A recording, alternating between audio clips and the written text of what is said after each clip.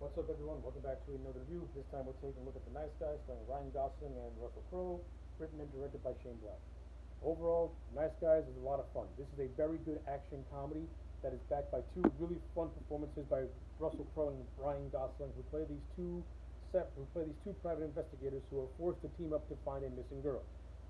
Right off the bat, I think Crowe and Gosling are fantastic in these roles. Russell Crowe as the character of Jackson Haley. I love him. I love Russell Crowe in this movie. Russell Crowe just brings a this very snug, just world weary type of performance to the character of Jackson Haley, but he also gives him a nice dry sense of humor as well. And not only that, I really think that Crowe was very good in this movie. To counter that, Ryan Gosling as the character of Harlan March, he's a good counterbalance to the Jackson Haley character. Like Haley, he's a more rough and tumble type of. He's more rough and tumbled, while March, he's the exact opposite, and not the, and someone who doesn't go to violence right away. And these two clash of personalities work really well off one another. Like Haley and March make for a very good mix-match pairing who get the job done in their own little way. The two worst detectives and the two worst detectives end up becoming the two best detectives by the end of this movie, just by sheer dumb luck. And I thought Crowe and Gosling played the two roles outstandingly. These two were a hell of a lot of fun in this movie. The supporting cast in this movie is just as good as well. You got actors like Keith David, Kim Basinger, who plays a who plays the head of the Justice Department, who's a part of this big conspiracy, which involves her daughter Amelia. The whole revelation as to what the conspiracy is, I thought was kind of just convoluted, stupid, and dumb. But at that same time, I think the rest of the movie was much better. Like the investigation part leading up to the big reveal, the investigation part is a lot of fun. The big reveal, I didn't really care for it because it's this whole grand conspiracy about Detroit and something about faulty munitions or something like that. Something completely stupid that wasn't really too that didn't really understand. I thought was just kind of dumb, and it all links to a amateur porn that was made as a way to send out this political statement about the corruption of Detroit's politicians and General Motors in a way. I thought that whole thing was kind of dumb and kind of stupid, to be honest with you. But like I said, the investigation and everything leading up to that, I thought that was the best part of the movie and the strongest part of the movie. The characters are the strongest part of the movie. Like aside from Healy and March, who I thought were really good, I really like the inclusion of March's daughter, and I kind of like the bond that March's daughter and the Healy character kind of develop. It's almost like a very understated uncle niece type of relationship. It really works for me, and I really liked it a lot.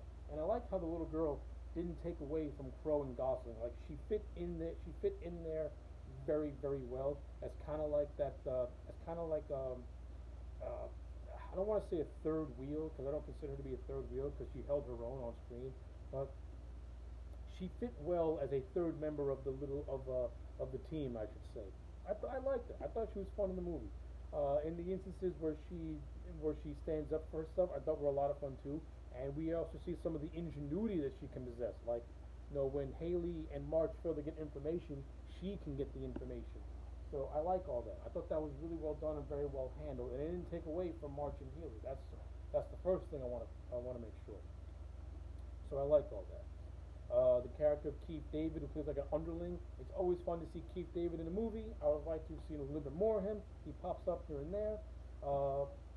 The Healy has a little bit of a rivalry going on with this guy called Blueface, who kind of just has a quick ending when he gets hit by a car and then Haley just chokes him out. But it was just a ruse because the real big villain is this guy called John Boy, played by Matthew Bomer, and John Boy is more or less like the top hitman. And I don't think we got enough of John Boy and him selling just how vicious he can be.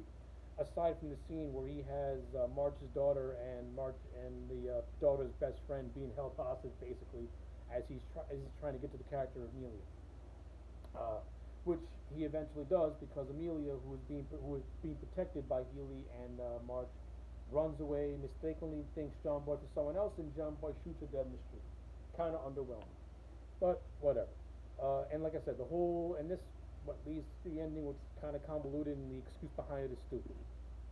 But like I said, everything else, I love it. I love the whole idea. I get a kick out of the whole idea of everything being done, of this movie's plot pretty much being kicked off with the death of a porn star named Misty Mountains, and from that part, and from that instance, we find out what happens, how Misty and Amelia were involved with this guy played Sid Shattuck, who is played by Robert Downey Jr. as a corpse. Big right? You have Robert Downey Jr. in an uncredited cameo in this movie as a porno director. You should have had one scene of him interacting with Crow and Gosling, because that would have been absolutely hysterical.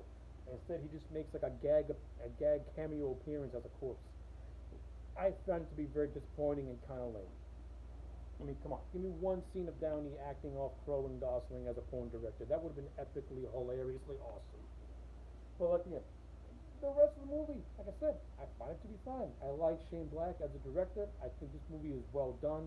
He really captured the 1977 feel with this film. It looks fantastic and of the period, from the wardrobe and from the production design. It looks fantastic. The action sequences are very well done, all practical, no CG, which is even better. And like I said, the characters are what really hold this movie together. The story, again, overall, I thought the story was really, really good until you get to the ending and the big revelation. That's where I think it falls apart. But other than that, I love The Nice Guys. I think this is a damn good, fun movie, and I'm going to give it a solid 8 out of 10. I highly recommend it. So yeah, those are my thoughts on The Nice Guys. Let me know yours in the comment section down below. Like the video and subscribe. And now I'll check you back next time for more.